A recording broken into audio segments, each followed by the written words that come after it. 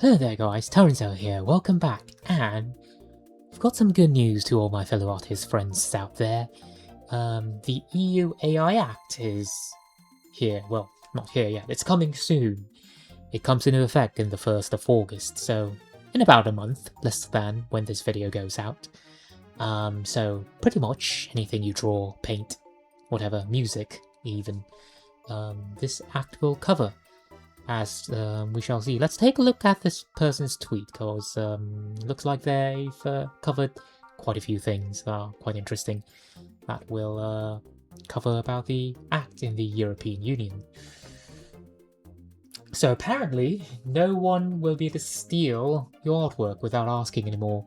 AI companies must have an opt-out feature, or platforms do. So every platform, if you upload your stuff, they need, and have an AI sort of thing, there needs to be an opt-out feature. Now, I know all of us out there wish it was a opt-in feature, but we all know why they didn't make an opt-in feature, because if it were opt-in, no one in their right mind would actually opt in. Let's be honest, like, who would actually opt in? That's crazy. So they've made it an opt-out feature so that you have to physically go in and click the button to opt out.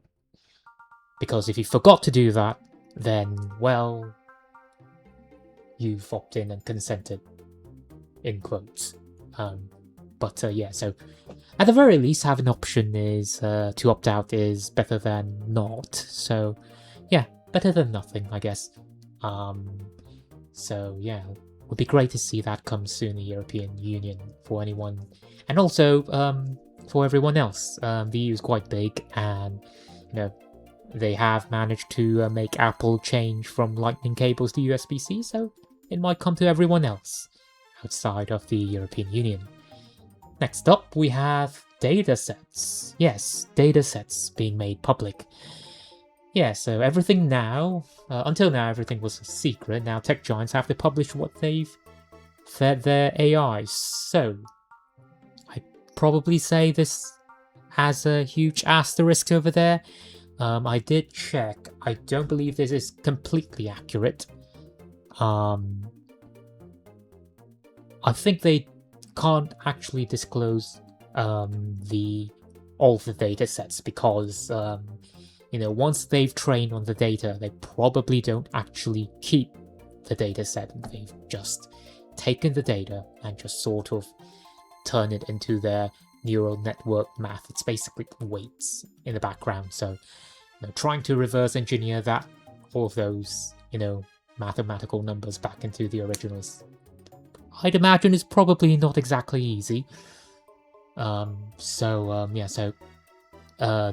probably don't actually have the data sets anymore, but what I do believe is they do have, they might have to say where their sources are coming from. So you can't actually go to, some of these AI platforms and say, hey, did you train on this specific artwork or something, on my specific drawing? Yeah, they're not going to be able to tell you that, I'm afraid, so yeah. But, getting to know where it's coming from is better than nothing again. And finally, we have everything after the 1st of August must have a label, so that's another good thing. Transparency. So coming soon, all artwork will need to be labeled as AI. So that's kind of like what Valve is doing with Steam. So anything that, any video game that's posted on Steam needs to be tagged with AI if they used AI-specific artwork or AI-specific drawings or whatever, music, assets. So this is the sort of transparency we want to see, we want to see, that the products that we're getting contains this sort of nonsense that we don't really want to support. So if you don't like it, then you don't have to buy it. You don't have to give them your money. So once this comes out, put your money where your mouth is. Everyone, or rather, don't put your money where it is. So yeah, only buy stuff from real creators. So yeah, that's all good news. There is an interesting tweet I did want to see. If you scroll all the way down, we can see this fellow over here that I did sort of look at. This is by Akuma. You do realize this opt-out process is complete bull, right? Every single media that's registered, yeah, you have to register every single media as opt-out, which means if Ursula takes your picture and posts it on her profile, gives you credit, etc., but she did not opt out, then can be used for the AI. Yeah, so it does sound like there's a little bit of a loophole around here. So if someone else takes your picture and uploads it, then it could be all good, a signal as all good for the AI companies to just go, oops, whoop-de-doo, I've trained on it, whoops. So, yeah, so that could be a bit of a problem, but I suppose what that means is, you know, if someone else is taking your artwork and re-uploading it, they're probably thieves, aren't they? Not good. But I suppose that speaks volumes about AI companies, they're being thieves. We've never consented to this, guys, so, yeah. But yeah, so that's pretty much it, but I have verified some of the claims he's mentioned, or they mentioned, rather. So I'll probably link some of these articles posted by the European Commission, but as you can see right over here, they have this labeling, so AI rules, that rules for labeling.